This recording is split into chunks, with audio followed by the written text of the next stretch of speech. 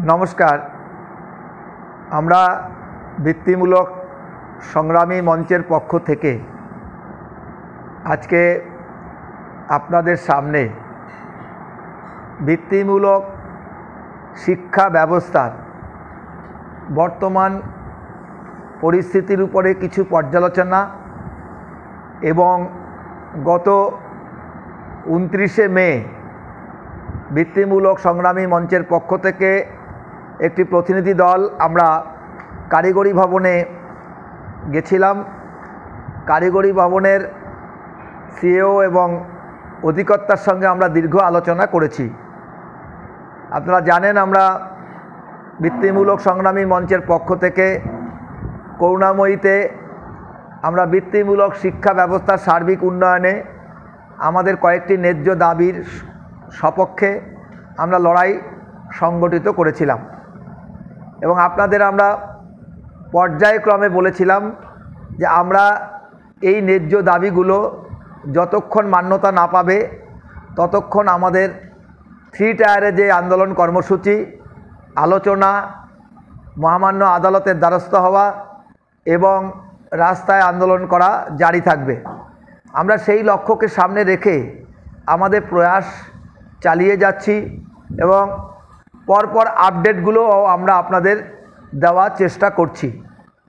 ইতিমধ্যেই আপনারা শুনেছেন বা জেনেছেন যে বৃত্তিমূলকের অষ্টম উত্তীর্ণ বিভাগের প্যারামেডিক্যাল বিভাগে রিনিউয়াল অ্যাপ্লিকেশন সংক্রান্ত বিষয়ে দীর্ঘদিন ধরে বিটিসিগুলোতে ছাত্র ভর্তি করে ক্লাস চলছে, কিন্তু ছাত্রছাত্রীদের রেজিস্ট্রেশন হচ্ছে না এবং কারিগরি দপ্তরের পক্ষ থেকে কাউন্সিলের আধিকারিকরা মেশিনে হোল্ড করে রেখে কোনো রকম বিজ্ঞপ্তি জারি না করে ছাত্রছাত্রীদের রেজিস্ট্রেশন আটকে রেখেছেন।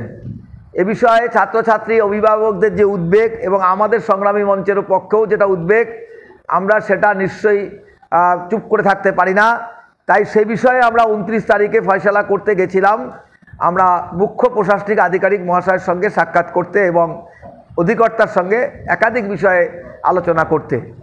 আপনাদের আমি প্রথমে বলবো যে আমি আগে প্রথমে মেডিকেল সংক্রান্ত বিষয়গুলো আমরা আমাদের যে যুক্তি, আমাদের যে আলোচনা আমরা সরকারের কাছে পেশ করেছি, তাতে আমি আপনাদের দায়িত্ব নিয়ে সেদিন বলেছিলাম সরকার আমাদের কাছ থেকে বিভিন্ন তথ্য জানার পরে সরকার বুঝতে পেরেছে যে সরকারের কোনো একটা জায়গায় হয়তো কোনো ভুল পদ্ধতি অবলম্বন হচ্ছে এবং অনেক কিছুই সরকারের কাছে আমরা দেখেছি কোনো নথি নেই, একতরফাভাবে কোনো আধিকারিক এই শিক্ষা ব্যবস্থাটাকে জটিল থেকে জটিলতর করে তুলছে এবং আমাদের মধ্যেও যারা ইউনিয়নের নাম করে নেতাগিরি করছেন তারাও মেডিকেল সম্পর্কে দিনের পর দিন নিশ্চুপ এবং কোনো কথা না বলার জন্য, কোনো রকমভাবে তারা কোনো আলোচনা না করার জন্য আধিকারিকরা একের পর এক অসহযোগিতা করে গেছেন এই মেডিকেল বিভাগে। এবার আমরা কিন্তু সক্রিয়ভাবে সরকারকে সেই সমস্ত তথ্য এভিডেন্স তুলে ধরেছি। আমরা যে বিষয়গুলো সরকারের কাছে জমা করতে চলেছি বা সেদিনও যে আমরা আলোচনা করে সরকারকে সমস্ত বিষয়গুলো যে আলোকপাত করেছি সেগুলো আমি আপনাদের একটা বিষয় আপনাদের জানিয়ে দিচ্ছি।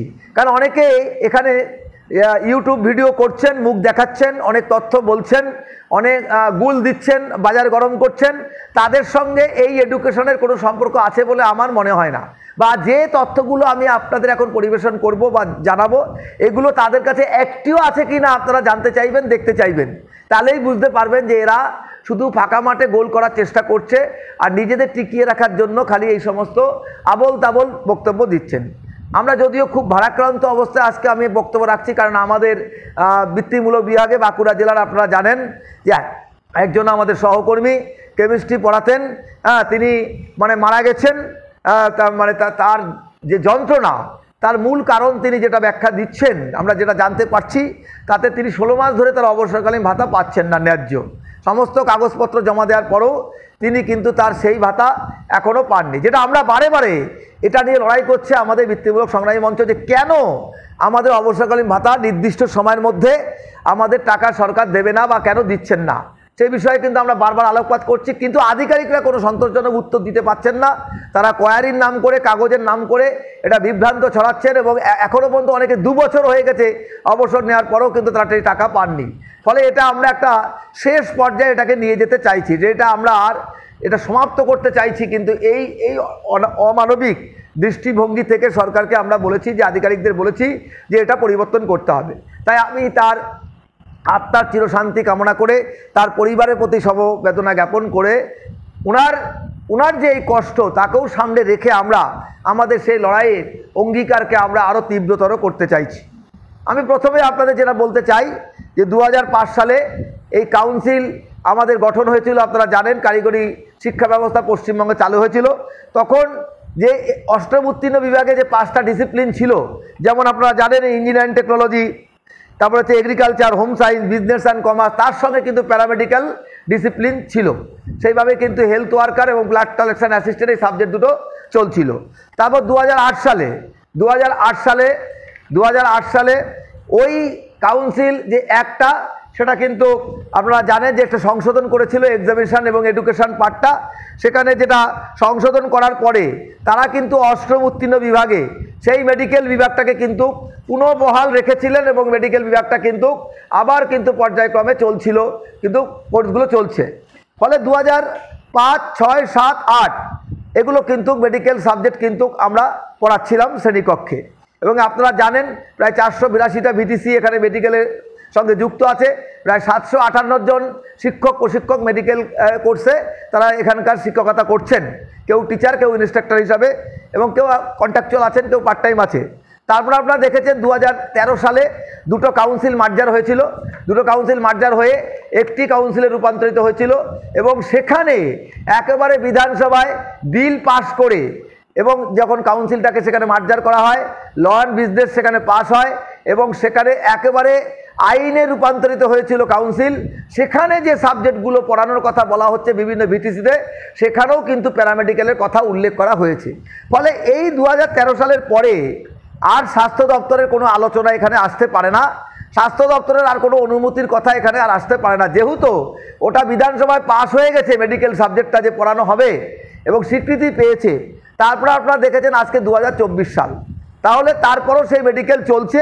তারপরে আমরা দেখেছি কি যে 2000 অর্থাৎ যেটা আমরা বলি যে 2021 সালে কারিগরি দপ্তর এবং কাউন্সিল এই কোর্সগুলোকে এনএসকিউপে ডাইভার্ট করে, এবং সেখানে করার পরে 16টা এবং 18টা কোর্সকে তারা আমাদের পশ্চিমবাংলা অষ্টম উত্তীর্ণ বিভাগে পাবলিশ করে কোন কোন সাবজেক্টগুলো পড়ানো হবে। তার নিউ সিলেবাস তারা জেনারেট করেছিলেন, এবং সেটা কেন্দ্র রাজ্য যৌথভাবে সেই কোর্সগুলো তারা চালাচ্ছেন, এবং তার ইকুইভ্যালেন্ট এনসিবিটি সার্টিফিকেট প্রদান করা হবে, এবং অ্যাসেসার দিয়ে এগুলো সব অ্যাসেসমেন্ট করা হবে, এই মর্মে বিজ্ঞপ্তি জারি করা হয়। এবং সেখানেও আপনারা দেখেছেন লিস্টে ব্লাড কালেকশন অ্যাসিস্ট্যান্ট এবং হেলথ ওয়ার্কার সাবজেক্ট দুটো ছিল, এবং 4 বার পরীক্ষায় বসে ছাত্রছাত্রীরা তাদের অ্যাসেসমেন্ট করা হয়েছিল, এবং তাদেরকে মানে ইকুইভ্যালেন্ট এনসিবিটি সার্টিফিকেট প্রদান করা হয়েছে। ফলে কোর্সগুলো তখন ডাইভার্ট হয়ে যায়, কিন্তু আপনার ন্যাশনাল মানে কোর্সের সঙ্গে সামঞ্জস্য রেখে সেখানে কিন্তু সেটা চলে যায়। ফলে সেখানে স্বাস্থ্য দপ্তরের সঙ্গে এর কী সম্পর্ক আছে আমাদের বোধগম্য হচ্ছে না। তারপরে আমরা দেখেছিলাম যে 2021 সালেই একটা গাইডলাইন সাবমিট করা হয়েছিল ফেব্রুয়ারি মাসে, এবং সেখানে কিভাবে এই কোর্সগুলো পড়ানো হবে, কিভাবে কোর্সগুলো শ্রেণীকক্ষে হবে, প্র্যাকটিক্যাল পার্ট কিভাবে হবে, সেখানে প্রজেক্ট করা হবে কিভাবে, সমস্ত কিছু সেখানে নিয়মকানুন বেঁধে দেওয়া হয়েছিল। সেই মতো কিন্তু এগুলো কিন্তু কোর্সগুলো চলছে।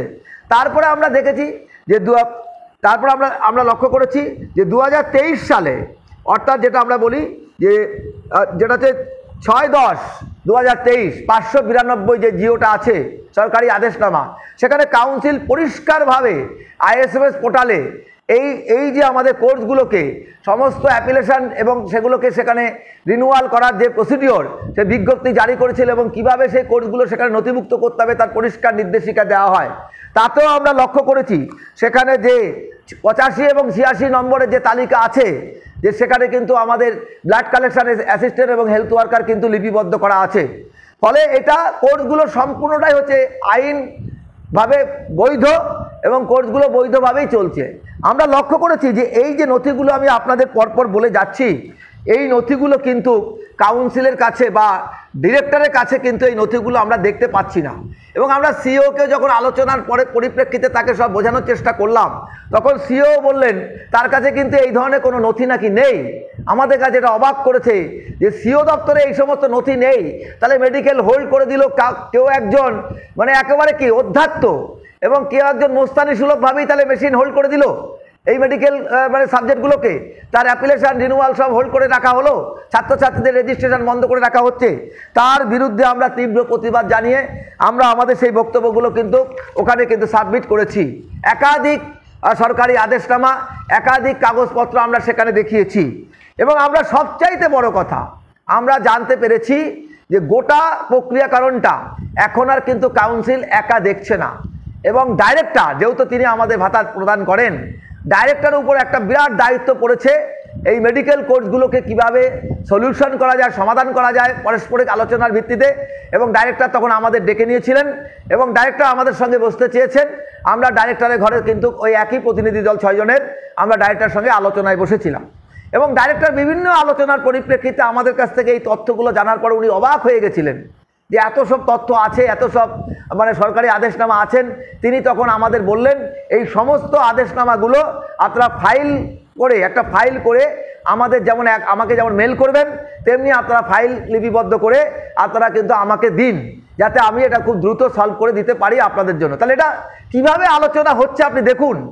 এবং আমার বৃত্তিমূলক সংগ্রামী মঞ্চের পক্ষ থেকে পুরো নথির উপরে ভিত্তি করে আমরা কিন্তু এভিডেন্ট, যেগুলো কোর্টে যাবে আপনাদের আমরা আশ্বস্ত করেছি, সেই সমস্ত ডকুমেন্টসগুলো আমরা আধিকারিকদের সঙ্গে আলোচনায় বসেছিলাম।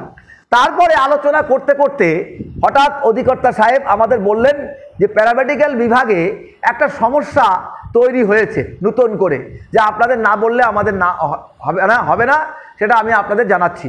উনি বললেন যে প্রায় 90% টিচাররা সব ঠিকঠাক আছে, যে যাদের কোয়ালিফিকেশান নিয়ে কোনো প্রশ্নচিহ্ন নেই।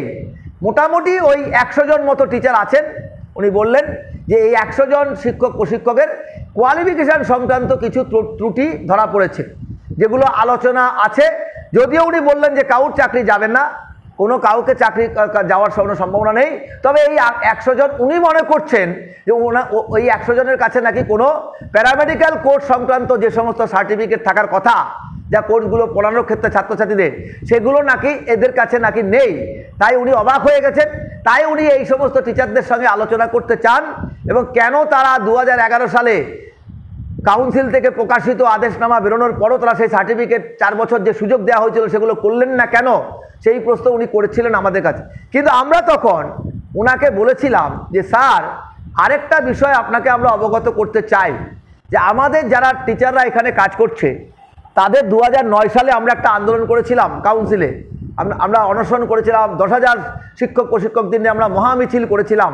যে আমরা সেই মহামিছিলে তখন বৈদ্যনাথ মণ্ডল ছিলেন সভাপতি, সেখানেও মেডিকেলকে তখন আঘাত করা হয়েছিল। বহু মেডিকেল টিচারদেরকে বসিয়ে দেওয়া হচ্ছিল জোরপূর্বক, এবং তাদেরকে সরিয়ে দিয়ে সেখানে নতুন করে ইন্টারভিউ নিয়ে গায়ের জোরে সেদিনকে সেখানে মেডিকেলে নতুন টিচার ঢোকানোর চেষ্টা করা হচ্ছিল। ফলে আমরা বাধ্য হয়েছিলাম আন্দোলনের মাধ্যমে সেটাকে স্থগিত করানোর জন্য। তখন কাউন্সিল একটা জিও বের করেছিল, আমরা সেটাকে কালা জিও বলছিলাম, 384 জিও, আমরা যার বিরুদ্ধে হাইকোর্টে, মহামান্য হাইকোর্টে মামলাও করেছিলাম। পরবর্তীকালে কাউন্সিলে আমাদের সঙ্গে সেই আন্দোলনের চাপে পড়ে সেই তৎকালীন বামফ্রন্ট সরকারের যারা আধিকারিকরা ছিলেন তারা আমাদের সঙ্গে আলোচনায় বসেছিলেন। বসে তারা ওই যে জিওটা আছে সেই জিওটা তারা বললেন যে একটা রিভাইজ করে আলোচনা করে আপনাদের বিষয়টা আমরা মিটিয়ে দেওয়ার চেষ্টা করছি। এবং আমাদের সোমেন তালুকদারের নেতৃত্বে আপনারা জানেন সেদিনকে একটা কমিটি করে ওই জিওর উপরে আমরা একটা রিভাইজ করেছিলাম, এবং সেই রিপোর্ট আকারে আমরা সেটা পেশ করেছিলাম কাউন্সিলের কাছে। এবং কাউন্সিল তার 8তম মিটিং, কাউন্সিলের 8তম মিটিং, যা আমরা আপনাদের এভিডেন্স হিসাবে, দলিল হিসাবে আপনাদের আমরা দেখাতে পারবো, যে সেই মিটিংয়ে কাউন্সিল সিদ্ধান্ত নিয়েছিল যে তাদের যে 384 জিওটা আছে সেই 384 জিও তারা মেনে নিয়ে বলেছিলেন যে মেডিকেল বিভাগে যেহেতু শুধু ডাক্তাররা এখানে এই স্বল্প পয়সায় কি করে আসবে, জিএনএম এখানে কি করে আসবে, এএনএমরা এখানে কি করে আসে, তাই তারা ঠিক করেছিল যে এমইএস স্কিম মডুলারি, যেটা আপনারা জানেন এনসিবিটি যে কোর্সগুলো আছে ঘন্টায় কোর্সগুলো, তার 2টো যদি ন্যূনতম কাউর করা থাকে তাহলে তারা বলেছিলেন যে তাহলে সেই শিক্ষককে মান্যতা দেওয়া হবে, তাদের চাকরি বহাল থাকবে। আমরা সেটা ডাইরেক্টরকে বলেছি, স্যার আপনি কি এটা জানেন? উনি বলল না, এটা তো আমার জানা ছিল না, আমি তো ভাবলাম 384 জিওটাই ফাইনাল। আমরা বললাম না, এটা আপনাকে মিসগাইড করছে। আবার আমরা আপনাকে এই জিওটাও সাবমিট করব। এবং আমরা ওনাকে এই জিওটা যখন ওনাকে জানালাম, উনি বললেন সর্বনাশ হয়ে যেত, তাহলে এই জিওর নিচে যদি এটা থেকে থাকে তাহলে তো এটা মান্যতা পাবে। আমরা বললাম তাহলে আপনি যে 100 জন টিচারের কথা বলছেন, আদৌ কি সে টিচারদের আপনি দেখেছেন সার্টিফিকেটগুলো?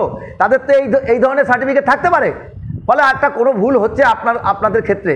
আরেকটা কথা আমি ওনাকে বলেছি, উনি বললেন এদের ট্রেনিং নেই, কিছু নেই, কোনো টিচারদের ট্রেনিং নেই, এরা মেডিকেলে পড়াবে, মেডিকেল রেগেও পড়াতে পারে না, মেডিকেল অনেক সমস্যা হতে পারে যেখানে মানুষ নিয়ে খেলা। তখন আমি ওনাকে বললাম, আমি সোমেন সমীর, ওনাকে আমরা বললাম যে স্যার আপনি জানেন না যে সারা ভারতবর্ষের মধ্যে সবচাইতে বৃহত্তর টট ট্রেনিং হয়েছিল কিন্তু এই অষ্টম উত্তীর্ণ বিভাগে, যেখানে 5475 জন শিক্ষক প্রশিক্ষক। তখন মাননীয় মন্ত্রী ছিলেন উজ্জ্বল বিশ্বাস মহাশয়, আর তখনকার প্রিন্সিপাল সেক্রেটারি ছিলেন রিতেশ মোহন মহাশয় ছিলেন। তার আমলে এখানে আমরা দেখেছি প্রায় 30-32 কোটি টাকা খরচ করে আমাদের প্রত্যেকটা টিচারকে 20টা নোডাল সেন্টারের মাধ্যমে সারা রাজ্যে অষ্টম উত্তীর্ণ বিভাগের টিচারদেরকে কিন্তু ট্রেনিং দেওয়া হয়েছিল। এবং সেখানে মেডিকেল টিচারদেরও কিন্তু 4 মাসের ট্রেনিং হয়েছিল, যেটা সারা ভারতবর্ষের মধ্যে পশ্চিমবঙ্গ সহ এত বৃহৎ ট্রেনিং, টট ট্রেনিং একবারে এত বড় ট্রেনিং হয়নি। উনি বলছিলেন বাবা 4 মাস, এটা আপনাদের কাছে প্রমাণ আছে? আমরা বললাম এটা সমস্ত আদেশনামা আছে। বলে তাহলে তো ট্রেনিং হয়েই গেছে। তাহলে আমাদের বর্তমান প্রিন্সিপাল সেক্রেটারি কিন্তু এইসব জানেন না বলে এটা উদ্বেগের বিষয় হয়ে পড়েছে আমাদের কাছে। তাহলে আপনাদের কাছে যদি সেই ট্রেনিংয়ের কাগজপত্র থাকে বা সেই ট্রেনিং দেওয়ার পরে কী সার্টিফিকেট দিয়েছিল, তখন আমাদের সোমেন বললেন সেগুলো সব হচ্ছে এমইএস স্কিম এবং এনসিবিটি, সেগুলো হচ্ছে ডিউরেশন ঘন্টার সে সার্টিফিকেট দিয়েছিল। আমরা বলেছিলাম হেলথ ওয়ার্কার মাল্টিপারপাস, আমরা বেডসাইড অ্যাসিস্ট্যান্ট, এবং আমরা ইনকিউবেটর যেটা হচ্ছে ব্লাডের টিচারদের দেওয়া হয়েছিল। আমরা বলেছি এই ধরনের সব ন্যাশনাল সার্টিফিকেট প্রদান করা হয়েছিল। উনি বললাম বাহ তা তো ভালোই, তাহলে তো এইসব সার্টিফিকেট যদি আপনাদের কাছে থাকে তাহলে তো আমার মনে হচ্ছে তাহলে ওই 100 জনের কাছেও থাকতে পারে। আমি বললাম তাহলে স্যার আপনি ধৈর্য সহকারে এই বিষয়গুলো ভালো করে ভাবনা চিন্তা করে মেডিকেলটা মিটিয়ে দিতে হবে খুব দ্রুত, হোল্ড তুলে নিতে হবে, কোনো বিজ্ঞপ্তি জারি না করে। আপনারা এইভাবে কোনো কোর্সগুলোকে হোল্ড করে রাখতে পারেন না। আপনাদের এত ছাত্রছাত্রীদের রেজিস্ট্রেশন বন্ধ করে রেখেছেন। গত 9 মাস ধরে আমরা ক্লাস করে যাচ্ছি, আপনারা কিন্তু সেই ছাত্রদের এখনও রেজিস্ট্রেশন করেননি। এবং তার সঙ্গে আরও অনেক কিছু আলোচনা আমরা ওখানে করেছি, যে আপনারা দেখেছেন যে অষ্টম উত্তীর্ণ বিভাগে আবার বিজ্ঞপ্তি জারি করে নতুন করে একটা সেশন, অর্থাৎ জানুয়ারি টু জুনের আপনারা আবার ছাত্র কিন্তু রেজিস্ট্রেশনের কথা বলেছে, যেখানে আগের যেটা আপনারা জানেন যে জুলাই টু ডিসেম্বর যেটাতে আপনারা ছিলেন 23 সাল, তারই ছাত্রছাত্রীদের এখনও ঠিক মতো কিন্তু রেজিস্ট্রেশন হয়নি, বা অনেক টাকা জমা হচ্ছে না, এক্সাম ফি ঠিক মতো জমা হচ্ছে না, তাদের অ্যাসেসমেন্ট হয়নি।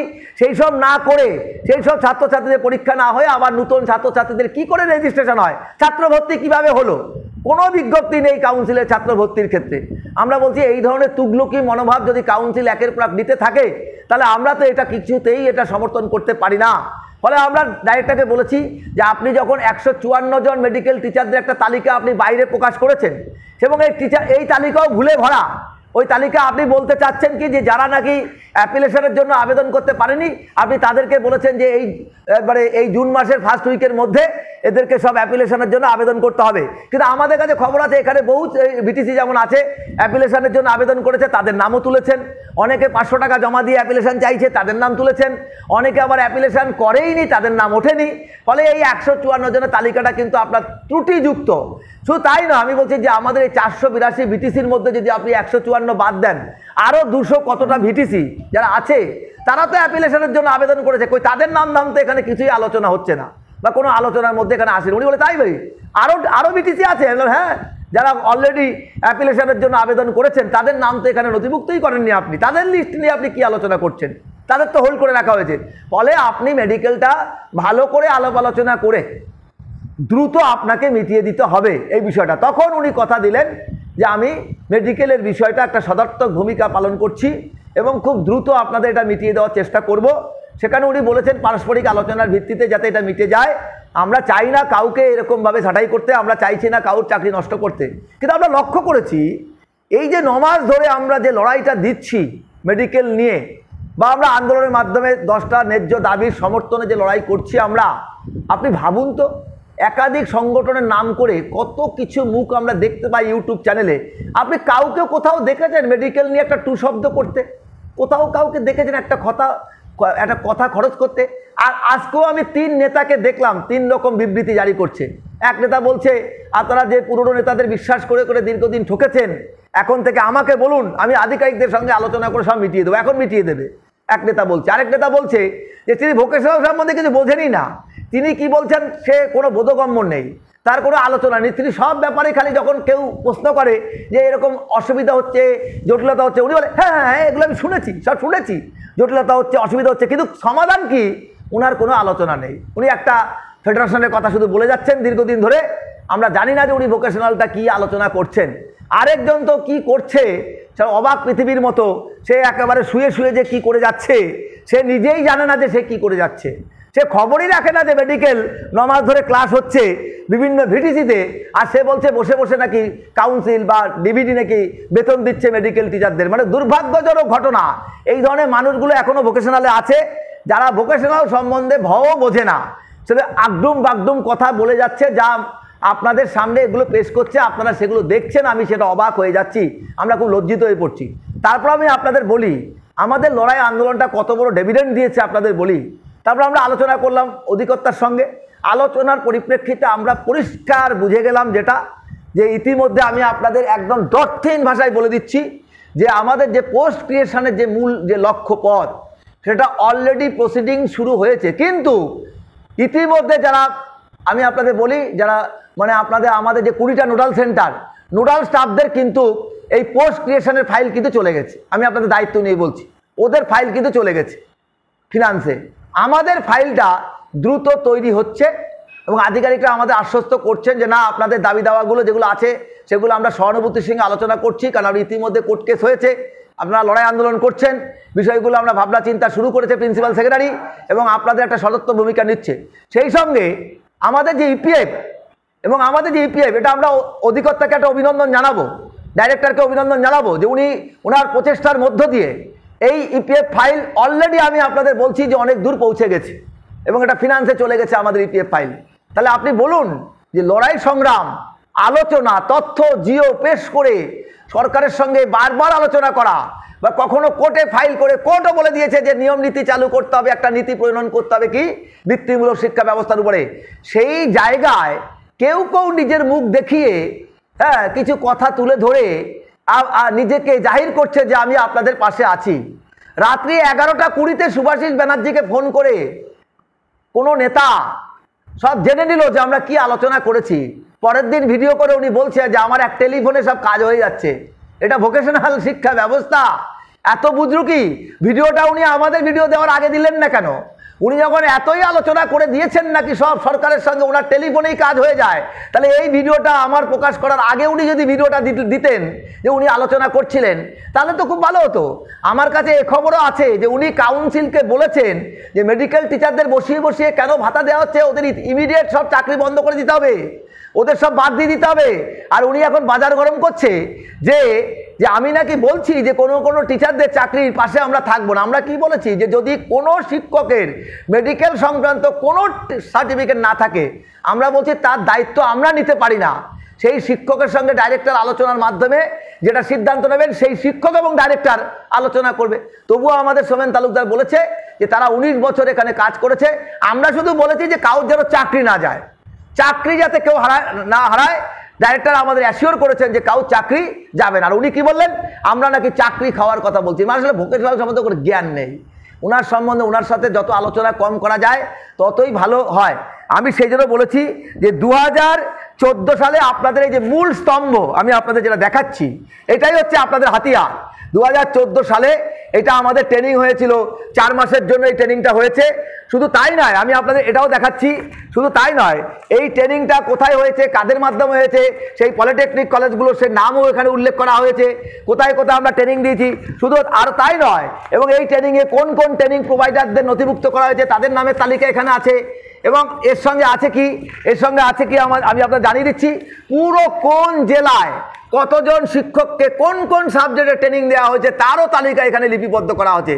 তাহলে তথ্য আর জিও অর্ডার বলেই আমরা কথা বলি। আপনি একটা নেতাকে জিজ্ঞেস করুন তো এই জিওগুলো ওদের কাছে আছে কিনা, কেউ বাইরে সাবমিট করতে পারে কিনা। দেখবেন আমার এখান থেকে এইটা আজকে পাবে, এগুলোকে আবার এখান থেকে কি করে প্রিন্ট আউট করবে, প্রিন্ট আউট করে আবার একটা ভিডিও করে বাজার গরম করবে যে আমরাও এটা নিয়ে লড়াই করছি।